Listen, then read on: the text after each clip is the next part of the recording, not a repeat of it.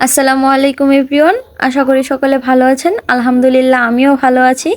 আজকে আমি আপনাদের মাঝে খুবই সুন্দর একটি রেসিপি নিয়ে হাজির হয়েছি। সেটা হচ্ছে কচুরি ফুলের বড়া। বর্তমানে এটা খাওয়ার খুব বেশি প্রচলন না থাকলেও এর মধ্যে রয়েছে বিভিন্ন পুষ্টি উপাদান। তাই আমি আজকে তৈরি করলাম কচুরি পানা ফুলের বড়া।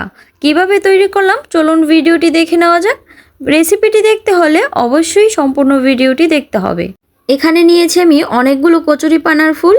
ফুলের শুধু সাদা অংশটুকু নিতে হবে। ফুলগুলোকে খুব ভালোভাবে বেছে নিতে হবে। এর মধ্যে অনেক সময় ছোট ছোট পোকা দেখা যায়। এখন আমি ফুলগুলোকে ভালোভাবে ধুয়ে নিচ্ছি। অবশ্যই পানিতে ডুবিয়ে ভালো করে ধুয়ে নিতে হবে। চাইলে আপনারা আগে থেকেও পানির মধ্যে কিছুক্ষণ ভিজিয়ে রাখতে পারেন। এভাবে আমি বেশ কয়েকবার ধুয়ে নেওয়ার পর পানি ঝরিয়ে উঠিয়ে নিচ্ছি। এর সাথে বিভিন্ন মশলা অ্যাড করতে হবে। প্রথমেই আমি দিয়ে দিচ্ছি পেঁয়াজ কুচি, এরপর দিচ্ছি কাঁচামরিচ কুচি, স্বাদ মতো লবণ। আপনারা আপনাদের পরিমাণ মতো লবণটা অ্যাড করে নেবেন। এরপর দিচ্ছি হাফ চা চামচ মরিচের গুঁড়ো, হলুদের গুঁড়ো। এরপর দিতে পারেন 1 চা চামচ আদা রসুনের পেস্ট। আমি এখানে দিয়েছি ফাঁকি করে রাখা আদার গুঁড়ো। এরপর দিচ্ছি মসুরি ডাল বাটা, এটা আগে থেকে ভিজিয়ে রেখে বেটে নিতে হবে। সাথে অ্যাড করে দিচ্ছি চাউলের গুঁড়ো। চাউলের গুঁড়ো অ্যাড করার ফলে এটা খেতে মোচমোচে হবে। এরপর অ্যাড করে নিচ্ছি ধনিয়া পাতা কুচি।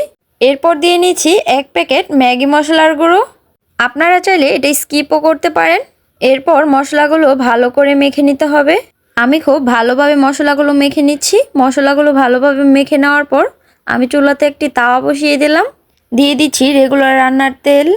তেলটি ভালো করে গরম হয়ে এলে এতে আমি একটি একটি করে বড়া দিয়ে নিচ্ছি। এভাবে করে আমি সবগুলো বড়া দিয়ে নিচ্ছি। এই অবস্থায় চুলার আঁচটা মিডিয়াম করে ভেজে নিতে হবে।